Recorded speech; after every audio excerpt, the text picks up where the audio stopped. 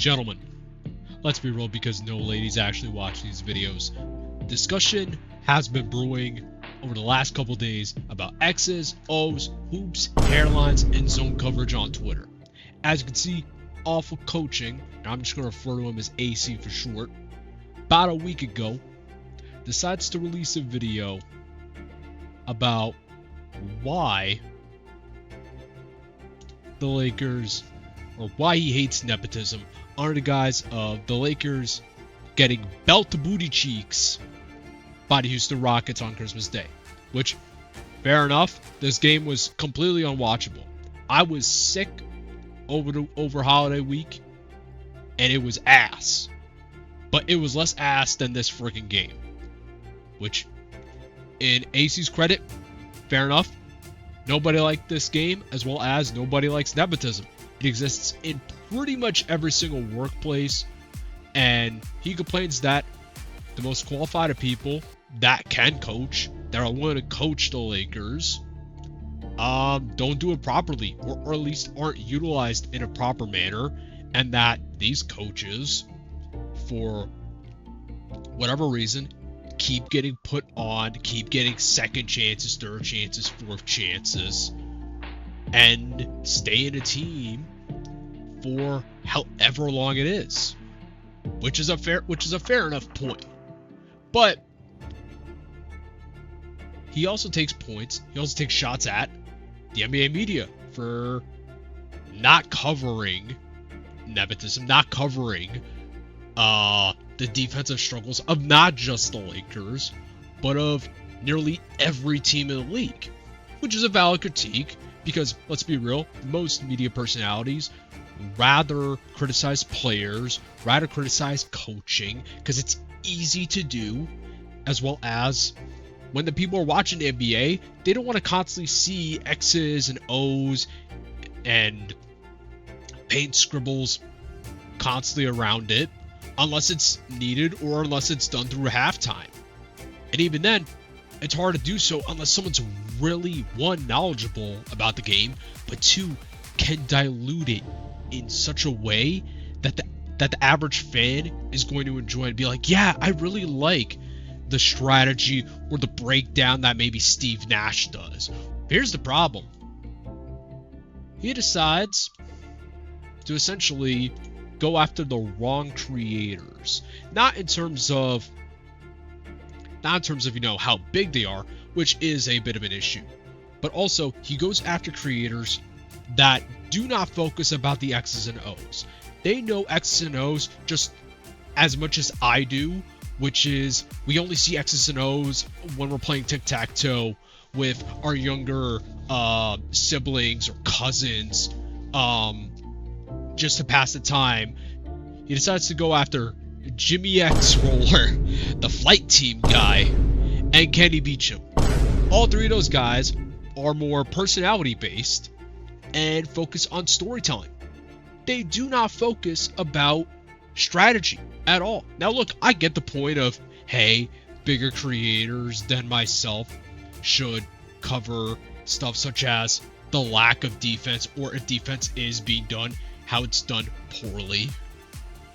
But that point gets completely hijacked like Maduro and his wife a couple days ago, when your shoutouts completely miss the mark and you go onto creators that have no reason, monetarily or creative wise, to talk about it, or that they just don't have the amount of knowledge to talk about it if they really wanted to. Now look, if he really wants to go after creators, he should go after me. I got 1 million subscribers, and if you want to be part of this 1 million subscriber thing, if you want to be a big baller like myself, hit the sub button, hype the video up so that it gets to another level, so that more people can see this. He also decides to go after, Carmelo Anthony, who's basically the basketball version of Shannon Sharp or Gilbert Arenas, to be like, hey, you guys should be talking about this more often. You got a big audience. Why aren't you talking about this? Carmelo doesn't need to talk about this crap. He could just invite celebrities on and essentially allow them to create, the content for him. He doesn't need to do it. It's not his strategy. He's not the X's and O's guy. He's a personality guy. He wants to make people laugh and give insight of what he was as a player, as well as the insight of celebrities that just happened to cross into his studio in Brooklyn. Gilbert Arenas, yes, he essentially breaks down games, breaks down film, but he also at least gives context because he was an NBA player. Was he the best NBA player? No. Did he win anything? No. But he at least gives his insight as to why certain players do certain things, as well as to why certain players like to go, let's say, out of the outside or like to pass at a certain point. It's because they're constantly doing this over and over and over again and develop habits. And Gilbert Arenas, he's like, yeah, you know what? I'm calling AC a fucking casual, because while AC is trying to essentially break down defense and trying to say like, hey, certain players like, let's say, Cade Cunningham or Jalen Duren should be cutting out or doing screens, whatever, Gilbert Arenas is like, bro, they can't do that against this personnel. Your defense, while it works in theory, given certain variables, it's not gonna fucking happen. Now, sometimes it may, and to Gilbert Arenas' credit, he gives AC a couple bones, being like, yes, in this case, yeah, Cunningham screwed up. Yeah, Duncan Robinson screwed up in this position. He should be following his man or trying to block it to prevent this sort of play from happening. He does do that, to Gilbert Arenas' credit. But this is something that isn't going to work every single game, and that it needs to be adapted for not only each defense, but for each lineup, because there is going to be mismatches. And coaches, they understand that they have to constantly juggle players in and out, whether due to fatigue, whether due to injury, whatever it may be. And they essentially have to adapt on the fly. And sometimes they have a specific game plan to shut down certain key players, because they know if a certain key player is not hot and is shut down, guess what? The offense is going to struggle, and they have to rely on other key players in order to supplement the losses that they have. Now, if he went, here's the thing. Here's what AC could have done, in my opinion. Here's what he could have done to save his point about nepotism, about the lack of defensive capabilities that we're seeing in the NBA.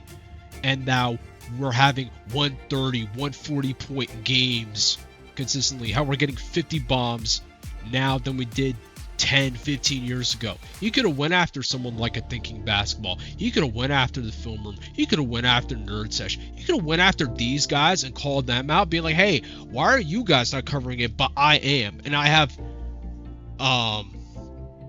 at least in terms of Thinking Basketball, a smaller audience. He could have done that, but he didn't. And here's a lesson that he learned the hard way, is that it is fine to complain and raise about issues, something that you're passionate about, or maybe problems that can't be ignored but have trickle down issues later down the line. But if you do it in an abrasive way, even though it could be part of your character, but if you do it in an abrasive way where there's little to no context, guess what? No one's going to freaking listen to you. And if other people do bring up this issue, maybe in a different way, to where it's at least palatable, it's going to get shot down, because they're just going to bring up the issues that the first person had and apply it to anybody else who brings up the issue. Now, look, he did complain on a private live stream that he doesn't get offers from colleges because he wants to coach it out interference from athletic coordinators or for other people that may get in his way. And he doesn't want to negotiate or converse with players outside the game, and that it's not his job. It's the athletic coordinator's job. It is the assistant's job. It is the manager's job. It's not my job as a coach. My job as a coach is X's and O's and dealing with film room. Not to deal with players, not to deal with NIL, not to deal with maybe the transfer portal, whatever it may be. But you know what happens? That's never gonna happen. It only happened to him when he was a coach for a Canadian college that essentially the team went defunct. And guess what? No athletics program, nor if you are a Calipari or Rick Pitino, is going to allow you to have that, because you need to have an extremely proven track record. Even Dan Hurley, the guy that's essentially winning back-to-back NCAA championships, even he has to deal with some of the BS that is player negotiation, that's dealing with NIL, that's dealing with the internals of a player, because that's what you got to do as a coach. Even if you have the solid rapport that Dan Hurley has, you still got to deal with the BS. And guess what? You know how you get to that point where you could just do pretty much nearly as much as you want? Nepotism, which essentially goes all the way back, which loops all the way back to his issue about nepotism in the NBA or college basketball.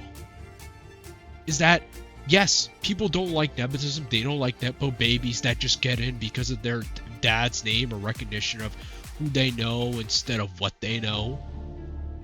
But unfortunately, politics in terms of a basketball team, because it is a business at the end of the day, is unfortunately a part of the game that you just can't get rid of. You can't get rid of having to deal with people. You know, that's why HR exists, unfortunately. But I'll say this, dude, AC, you screwed up big time.